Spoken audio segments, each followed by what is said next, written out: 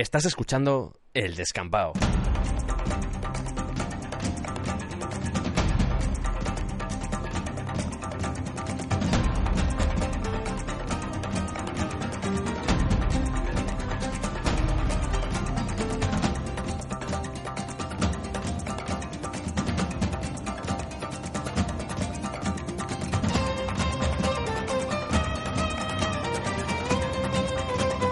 Bienvenidos al Descampado.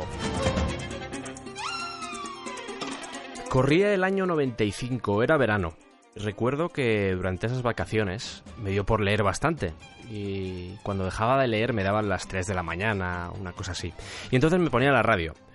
Y durante esas noches, en las que recuerdo que estaba escuchando el disco Zuropa de U2, durante esas noches, conocí a un señor que me acompañaría el resto de mi vida. Un señor llamado Juan Antonio Cebrián, que por aquella época tenía un programa que se llamaba Turno de Noche. En Turno de Noche había una sección que era la que más me gustaba, que era Muñecolandia, que era pues donde estaba el Fari, donde estaba Acorralado y una serie de personajes que eran muy graciosos. Pero también hacía una cosa muy interesante Juan Antonio Cebrián, que eran los pasajes de la historia. Y los pasajes de la historia, para todos los que seguimos a Juan Antonio Cebrián desde aquellos años, se convirtieron en un clásico. No solo empezó a hacerlo aquí, sino luego cuando creó La Rosa de los Vientos, los pasajes de la historia continuaron. Y siempre he querido hacerle una especie como de homenaje a Cebri.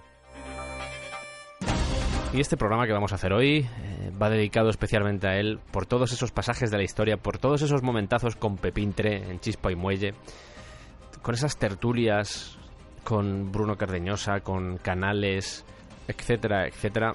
Hoy os vamos a contar la historia de los 47 Ronin, que es una historia que en Japón tiene bastante trascendencia porque forma parte de la realidad japonesa. Una realidad que dio lugar a obras de teatro, a novelas, a películas, a series, una realidad, una historia popular que sigue tocando el corazón de los japoneses por todos los valores y por todos los elementos que toca. Así que si estáis preparados, vamos a iniciar este viaje y nos vamos a ir a Japón. Al año 1701.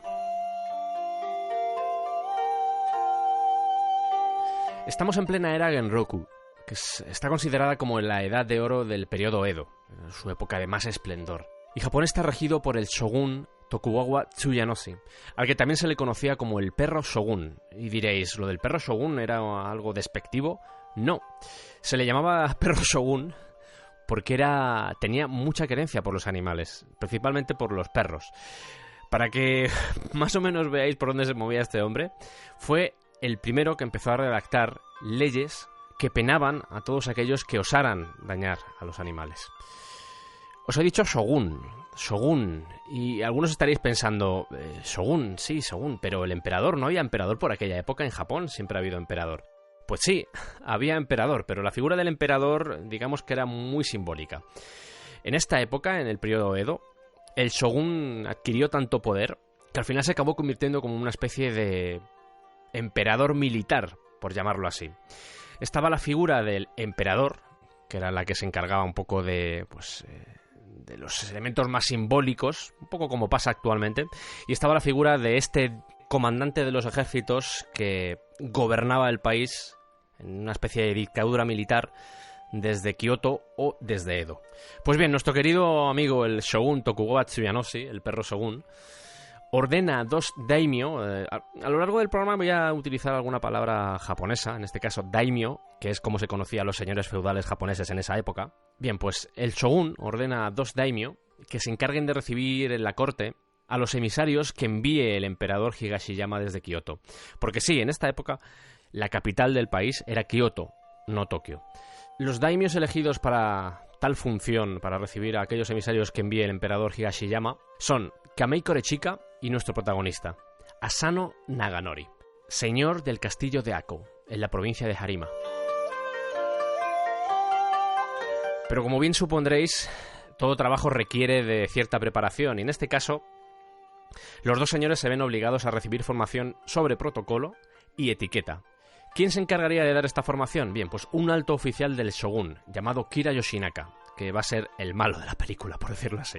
Esto es curioso porque era el shogun el que ordenaba que estos 2 daimios recibieran esa formación de etiqueta y protocolo pero eran ellos los que tenían que costearla, los propios daimios. O sea, no, era como, ¿tienes que hacer esto? Sí, pero eran ellos los que tenían que pagar por esa formación. Así que ambos pues entregan los respectivos tributos a Kira como pago por sus enseñanzas, pero al oficial, a Kira, parece que no le hace mucha gracia la suma entregada y empieza a tratarlos un poco mal. Vejaciones, los denigra, y aunque Asano se muestra más paciente con el comportamiento de Kira, Kamei llega un día que está tan hasta las narices que promete matar a Kira al día siguiente. ¡Ese maldito de Kira Yoshinaka ha osado insultar al señor Asano y a mí! Esto es indecente. He sentido deseos de asesinarlo allí mismo con mis propias manos. ¡Maldita sea! La vida de un ser así hace de este mundo un lugar podrido, horrible.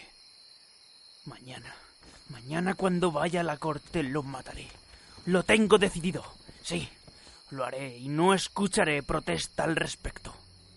Afortunadamente para él, aquella noche, uno de sus consejeros decide reunir todo el dinero que puede y lo lleva a Kira. Al día siguiente, Kamei, desconocedor de todo lo que había sucedido durante la noche, pues se presenta en el palacio con el instinto asesino muy activado. Y de repente se da cuenta de que Kira ha cambiado su actitud hacia él. Llega pronto a esta corte, su señoría. No puedo dejar de maravillarme ante su entusiasmo. Hoy trataremos algunos puntos importantes sobre etiqueta. Además quería confesarle algo. Le ruego disculpe mi conducta previa, pues a veces soy demasiado rudo. Rezo por su perdón. Con estas palabras, con este peloteo redomado, el corazón de Kamei se amansa, se relaja y al final descarta el asesinato. ¿Qué problema aparecía ahora? Si Kamei, digamos que ya no iba a recibir las ofensas de Kira, ¿en quién se iban a centrar ahora? Efectivamente, en Asano. Y a partir de aquí empieza una cadena de ofensas, de insultos, de vejaciones, que al final acaban llevando al señor de Ako al límite. La crisis llega cuando un día Kira le insta a que le ate una cinta a su calcetín. Asano duda porque piensa, yo se supone que tengo que recibir formación en protocolo y etiqueta, pero esto no está dentro de la formación, no tengo por qué hacerlo. Pero bueno, al final acaba haciéndolo y Kira le responde pues con insultos y con un empujón con el pie. ¡Aparta! ¡Qué torpe eres! No eres capaz ni de atar una cinta a un calcetín de forma apropiada. Cualquiera puede ver que eres un maleducado de pueblo que no sabe hacer nada. Dicho esto, Kira se marcha de la habitación, pero Asano había llegado ya a su límite. En ese momento el señor de Ako, Asano Naganori, saca su daga y ataca a Kira. La primera embestida le provoca un corte en la frente al oficial, pero consigue salir corriendo. En la segunda arremetida, Asano clava el puñal en un pilar de madera. Kira huye del lugar y aparecen los oficiales de la corte a detener a Asano. El señor de Ako queda confinado en uno de los departamentos de palacio. Y se celebra un consejo extraordinario ante la gravedad del problema. El daimyo finalmente es condenado a morir por seppuku. Blandir un arma en palacio era una afrenta, pero hacerlo contra un igual estaba penado con la muerte. Asano no hizo ningún esfuerzo por defenderse durante el interrogatorio. Acató la decisión del consejo. He dicho seppuku, igual lo conocéis con otro nombre, harakiri. El seppuku o harakiri era un ritual de suicidio con honor, es decir, una condena a muerte, pero se le daba la oportunidad al condenado a acabar con su propia vida, a ser, por decirlo así, la mano final que terminara con su destino.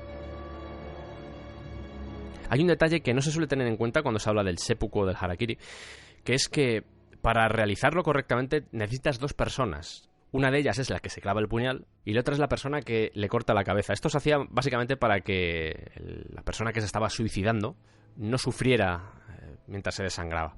Pero no acabó todo con el seppuku, no acabó todo con la muerte de Asano. Todos sus bienes son confiscados, es decir, el castillo de Ako y todas las propiedades que pertenecían a la familia pasan a manos del gobierno. Por su lado, todos los samuráis que estaban a su servicio se convierten directamente en ronins, que era como se conocía a aquellos samuráis que no servían a ningún señor. Para más Inri, su hermano, el hermano de Asano, llamado Daigaku, pasa a arresto domiciliario, por lo que la casa de Ako queda anulada totalmente.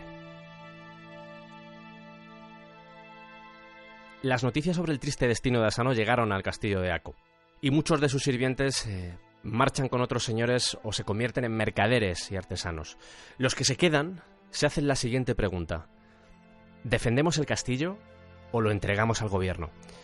Como podréis imaginar, la primera opción, la de defender el castillo, era una auténtica locura y al final la coherencia gana. Era una misión suicida, así que deciden rendirse. No sin antes realizar un juramento secreto para vengar la muerte de su señor. Y es aquí, en este punto, cuando aparece la figura de Oishi Yoshio, que era el consejero principal de Asano. Oishi se erige como el líder de los Ronin, y a partir de aquí empieza a tramarse un plan en el que habría que hacer sacrificios por la venganza de su señor.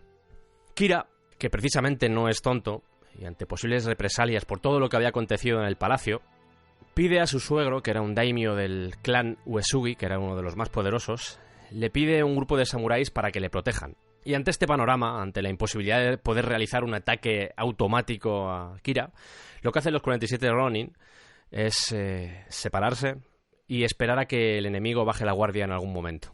Solo había que tener paciencia. Paciencia y mucho sacrificio.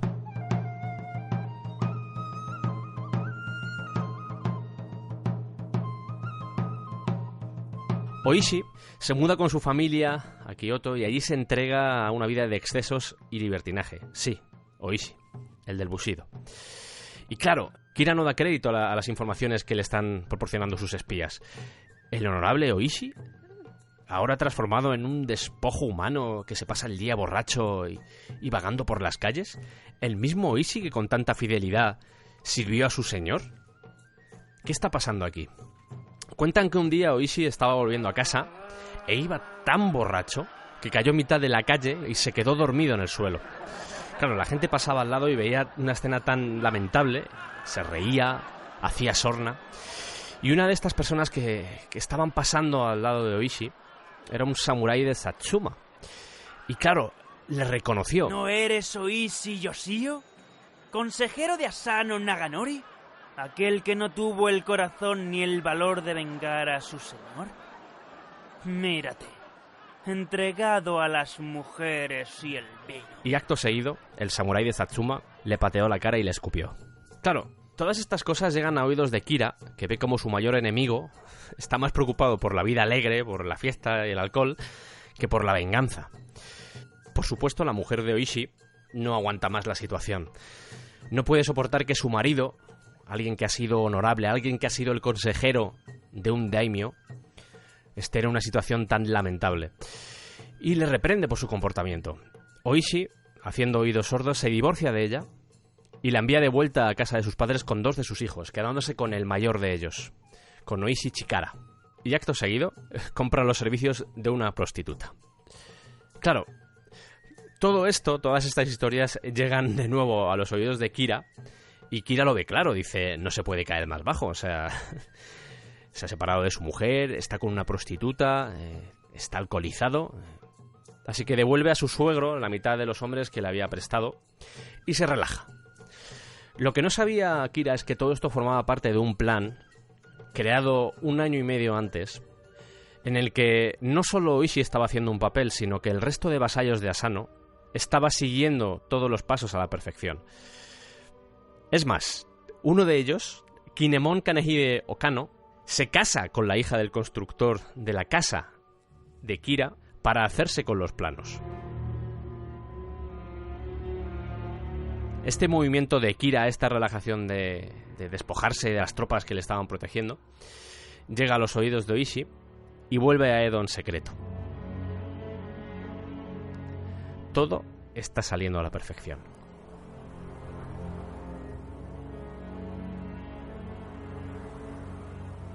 Estamos en invierno, en pleno diciembre. Nieva copiosamente y todos los habitantes de la ciudad de Edo descansan en sus casas. Ha pasado ya 1 año y medio desde la muerte de Asano. Esa noche, por fin, después de tantos sacrificios, después de tanto sufrimiento, atacarán la casa de Kira. Se organizan 2 grupos. Por un lado, el liderado por Oishi padre, que se encargará de atacar la puerta delantera.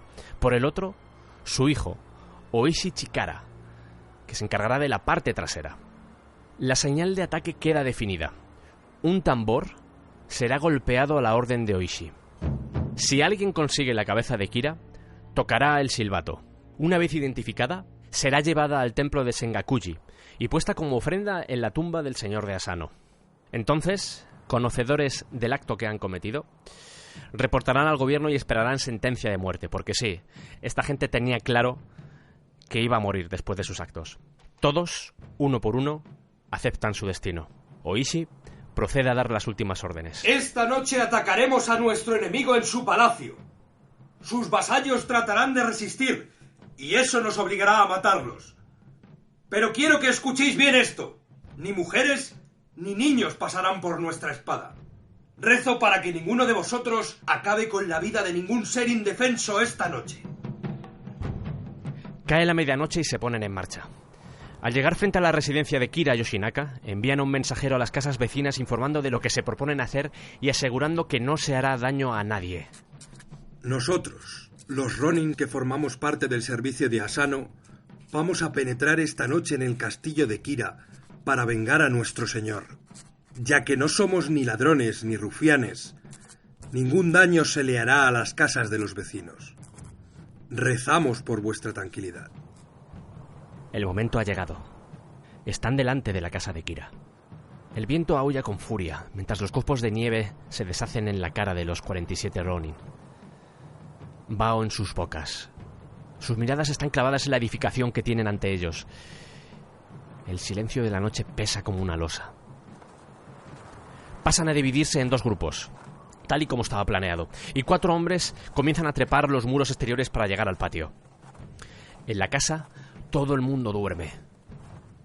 Se dirigen a la garita y tras un forcejeo con los guardias, los atan y consiguen abrir la puerta de entrada.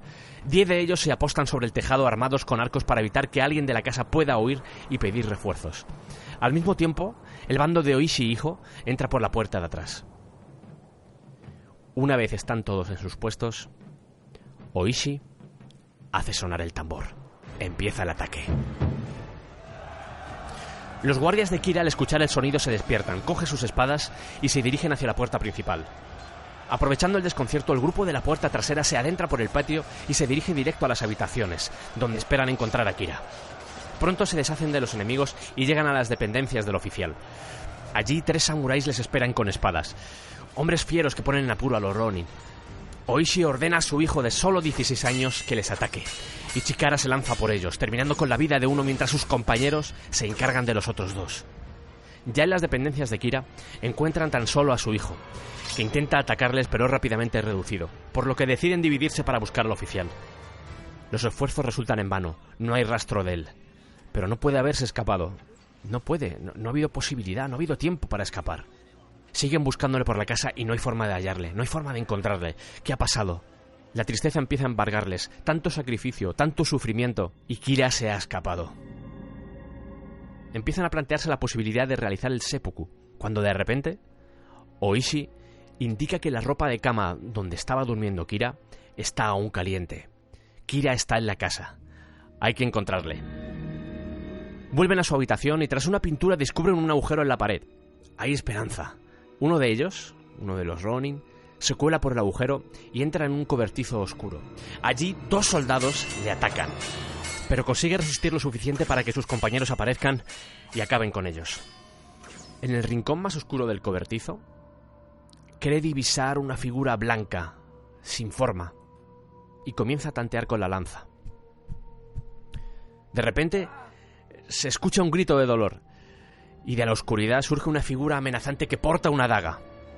De nuevo consiguen reducirle, y se dan cuenta de que es un hombre de unos 60 años que parece pertenecer a la nobleza por cómo va vestido, porque llevaba un pijama blanco satén. No hay duda, todo pinta a que es Kira.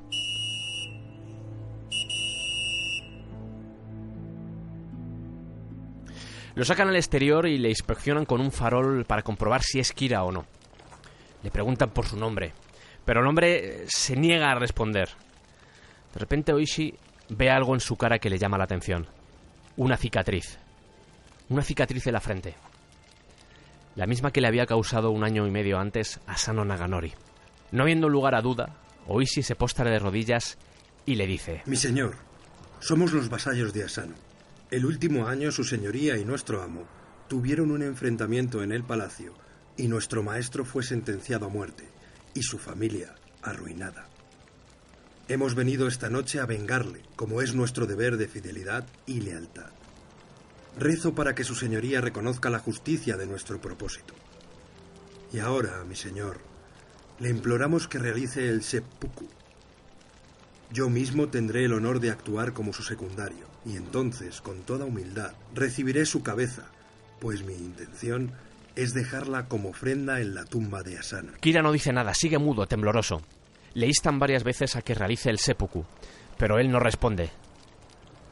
Finalmente, Oishi, viendo que todo era en vano, le corta la cabeza con la misma daga con la que Asano se había matado a sí mismo. He de decir que este detalle es un poco bestia porque cortar una cabeza con una daga tiene lo suyo, pero bueno, es lo que dice la historia.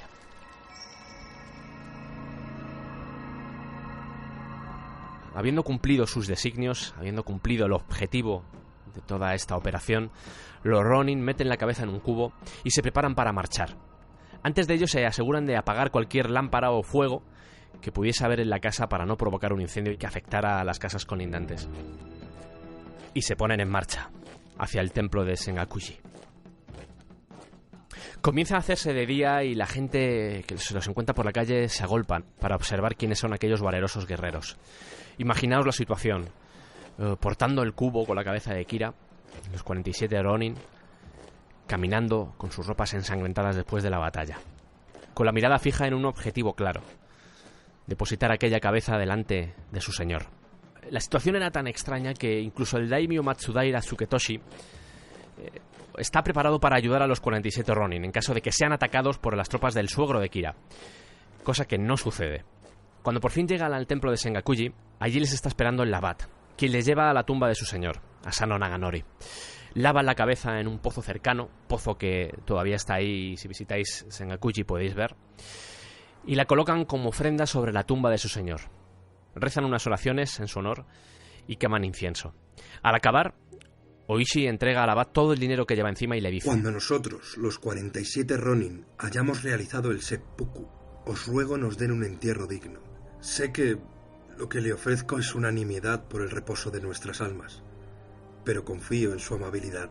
El abad, maravillado ante el coraje de los hombres con lágrimas en sus ojos, promete cumplir su petición. 700 soldados son enviados por parte del gobierno a recoger a los 47 Ronin y son llevados a palacio para su juicio. Aquí se planteó un problema porque el comité se reunió para ver qué iban a hacer con ellos, pero claro, el shogun estaba enterado de que no se habían comportado como criminales comunes, simplemente estaban mostrando la lealtad que sentían hacia su señor. Y claro, el pueblo, la sociedad estaba apoyándoles, estaban apoyando el acto que habían cometido. Tras 47 días, que esto sí que es una coincidencia extraña, tras 47 días, deliberando hacia dónde se iba a decantar la balanza de la justicia, el 4 de febrero de 1703, se les concede el gran honor, entre comillas, de morir por seppuku, y no morir como criminales, que simplemente se les cortaba la cabeza. Sí, habían demostrado que habían servido a los estándares de lealtad esperados de un verdadero samurái, pero los actos eran deplorables. Habían matado a un oficial del shogun. Los Ronin son divididos en 4 grupos, auspiciados por 4 daimyos diferentes, y allí empiezan a proceder con el seppuku. Oishi decide que su hijo sea el primero en hacerlo. Así que uno por uno van cometiendo seppuku, sabiendo lo que habían hecho, conocedores de su destino desde aquel juramento que habían realizado 1 año y medio antes. Esta venganza llevada a cabo por los Ronin no solo acabó con la muerte de Kira, sino que la casa de Asano, la casa de Ako, fue restablecida, permitiendo al hermano menor heredar el título que no había podido heredar con la muerte de su hermano. Y parte de las posesiones, no todas, hay que ser realista, pero parte de las posesiones que habían sido entregadas al gobierno son devueltas a la familia. Aquí empieza el baile de datos, porque no fueron 47 Ronin los que murieron, o al menos hay cierto lío con eso, porque uno de ellos, Terasaka Kichemon, que fue el encargado de avisar a los vecinos de alrededor de la casa de Kira de lo que iban a hacer esa noche, no se vio inmerso en la batalla, por lo tanto no se entendió que debía ser condenado a muerte. Al final acabó muriendo con 87 años y por supuesto fue enterrado junto a sus compañeros.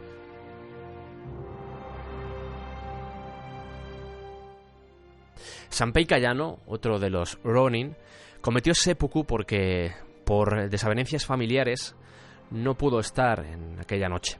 Y también fue enterrado junto a sus compañeros. Hay que decir que la edad en la que se movían los Ronin, por mucho que sorprenda, era de gente entre los 16 años, como el hijo de Oishi, y gente que llegaba a los 70 años. Había gente de 70 años luchando ahí. No todos tenían formación militar, por lo que era un grupo bastante variopinto. Se dice que un día un samurái apareció en las tumbas de los 47 Ronin y empezó a rezar ante ellos. Y de repente sacó un cuchillo y se lo clavó en las tripas, abriéndose en canal. Este samurái, ¿imagináis quién era ese samurái? Efectivamente, era el samurái que había pateado la cara de Oishi cuando pensaba que se había dejado influenciar o se había dejado caer en el alcohol y las mujeres. Por supuesto, al samurái de Satsuma también se le enterró junto a los Ronin.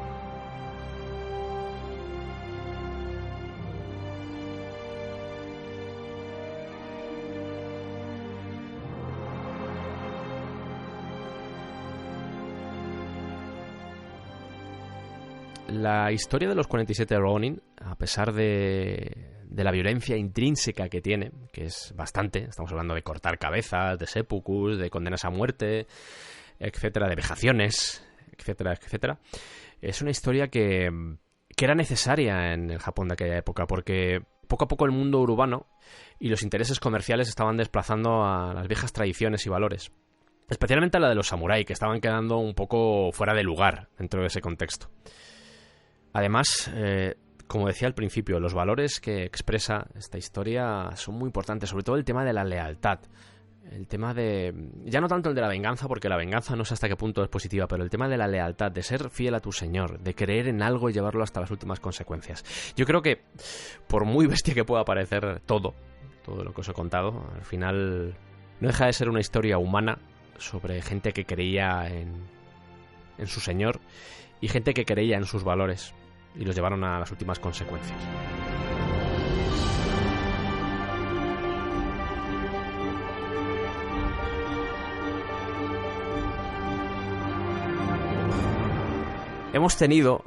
Tengo que agradecer mucho porque para este especial hemos contado con la inestimable ayuda de 2 personas.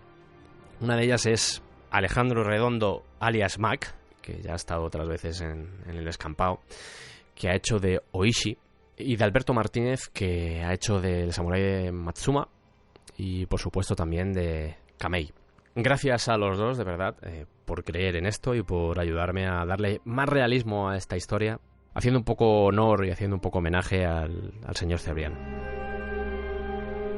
Gracias por escucharnos y no sé si os ha gustado este formato. Estamos un poco experimentando cosas nuevas y bueno, pues ya veremos si funcionan bien o no, pero bueno, pues si os ha gustado el formato, si os ha gustado esta historia, pues se pueden hacer más historias en este plan y simplemente tenéis que ponerlo en los comentarios. Así que gracias por estar ahí, gracias por escucharnos y espero que hayáis disfrutado de esta historia y que se la contáis a la gente que conocéis, que es una historia interesante cuanto menos. Fuerza y honor.